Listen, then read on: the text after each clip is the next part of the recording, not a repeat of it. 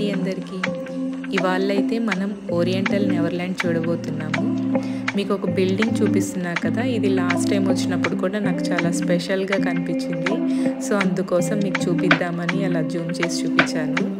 మనమైతే షౌజింగ్లో ఉన్న ఓరియంటల్ నెవర్లాండ్కి వెళ్తున్నాము. ఇది జెజియాంగ్ ప్రావియన్స్లో ఉంది. లైక్ మనకు డిస్నీ ల్యాండ్ అంటే చాలా పెద్దది ఉంటుంది కదా, ఇది మనకు పిల్లలు ఆడుకునేదానికి కాస్త బాగుంటుంది అనమాట. లాస్ట్ టైం అయితే అవుట్డోర్ వెళ్ళాము, చాలా చలిగా ఉంది. ఈసారి అయితే ఇండోర్ ప్రిఫర్ చేసామన్నమాట. పిల్లలు కాస్త ఆడుకునేదానికి కూడా బాగుంటుంది కదా. లాస్ట్ టైం వచ్చినప్పుడు పెద్ద పాప ఒకటే ఉంది, ఈసారి ఇద్దరు పిల్లలు ఉన్నారు. అలానే పెద్దవాళ్ళు ఆడుకునేదానికి కూడా గేమ్స్ బాగుంటాయి. అవుట్డోర్ అయితే అసలు నేనైతే చాలా వాటివి టచ్ కూడా చేయలేదు. దీంట్లో మనం అన్నీ ఆడుకోవచ్చు అనమాట. ఇది మనం trip.comలో కూడా బుక్ చేసుకోవచ్చు. కాకపోతే మేము ఇక్కడికి వచ్చే బుక్ చేసుకుంటున్నాము. వీళ్ళు హైట్ అన్నీ చూసి బుక్ చేస్తారనమాట. 120 బిలో ఉంటే మాత్రం మనకు టికెట్ ఉండదు. 120 అబవ్ అయితే టికెట్ పే చేయాలి. ఒకరికి పెద్ద బాబుకి అయితే టికెట్ ఉంది, చిన్నదానికి టికెట్ లేదు. అలానే కొన్ని గేమ్స్ కూడా చిన్నదే ఎలిజిబుల్ కాదనమాట. ఎందుకంటే కొన్ని 120 అబవ్ ఉంటేనే కొన్ని ఎక్కువ ఉండాలండి.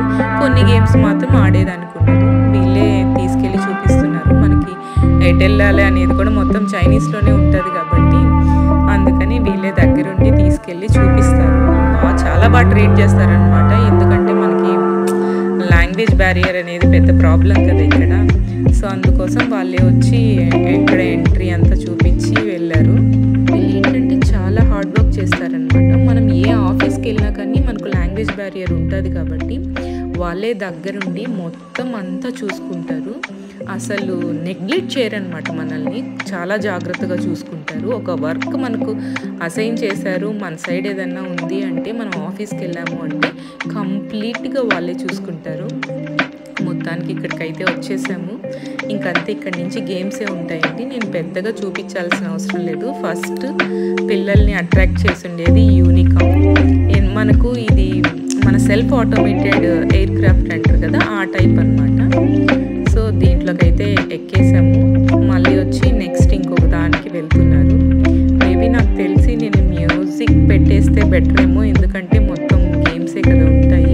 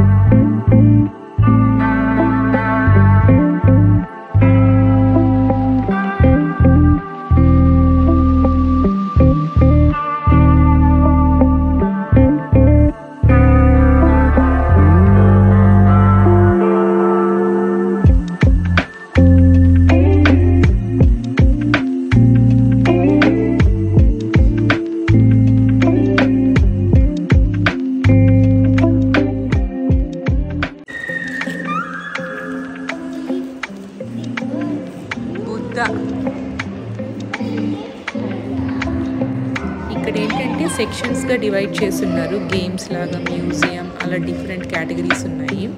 ఒక సైడ్ ఏంటంటే వుడ్ మీద చెక్కున్నారనమాట. చాలా బ్యూటిఫుల్గా చెక్కున్నారు. రకరకాలు ఉన్నాయి. వాటిల్లో ఇప్పుడు మీరు చూసేదో రకము యానిమల్స్ అనేటివి దాంట్లో చాలా కామన్ థింగ్స్ అనమాట. కానీ చెక్కడం అనేది చాలా బాగుంది. కొన్ని అయితే రూట్ లాగా అనిపిస్తున్నాయి. కొన్ని వుడ్ అయితే అంటే రూట్ని తీసుకొని కూడా చెక్కున్నారనమాట. అక్కడ అది ఎన్ని సంవత్సరాలు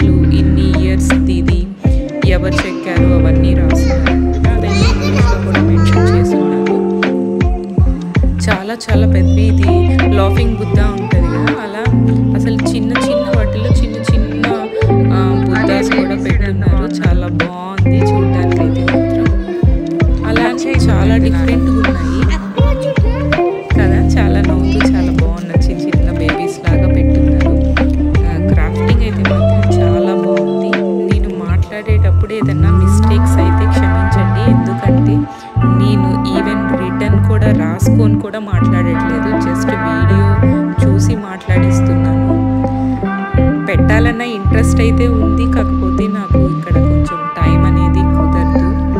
సో అందుకోసం నేను ఇదైతే చాలా రోజులైంది ఇది కూడా వెళ్ళి, నా ఫోన్లో మెమరీ ఎక్కువైపోతుంది, ఇంకా మేము వెళ్తూ ఉంటాం అన్నమాట.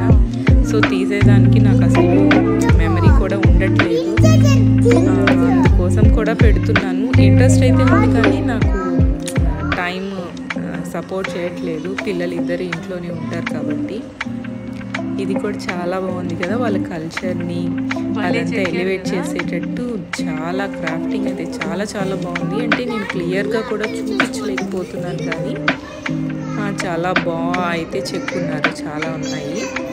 అలానే స్టోన్ మీద కూడా ఒక సెక్షన్ ఏంటంటే ఇలా వుడ్ మీద చెక్కుండేది. దీంట్లో అయితే థౌజండ్స్ ఆఫ్ హార్సెస్ ఉన్నట్టున్నాయి. మనకు దూరం నుంచి అలా కనిపిస్తుంది. కాస్త జూమ్ చేసి అయితే చూపిస్తాను. చూడండి అసలు ఎంత బాగుందో కదా. స్టోన్వి కూడా ఉన్నాయి అన్నమాట. ఒక సైడ్ ఒక సెక్షన్ స్టోన్ ఉంది, ఇంకొక సైడ్ వుడెన్ ఉంది అనమాట. గ్లాసెస్లో పెట్టున్నారు. అవైతే అసలు చాలా బాగా చెక్కున్నారు. ఇవైతే వుడే, కాకపోతే చాలా పెద్దగా ఉన్నాయి. ఇది కూడా చాలా బాగుంది. అసలు సెట్గా పెట్టేస్తున్నారు అనమాట. అప్పట్లో రాజులు కూర్చునేటట్టు ఉంది చూడడానికి అయితే. స్టోన్ అని చెప్పాను కదా, వీటిని మాత్రం గ్లాసెస్లో పెట్టున్నారు. పిల్లలు అయితే ఈజీగా టచ్ చేసేస్తారని.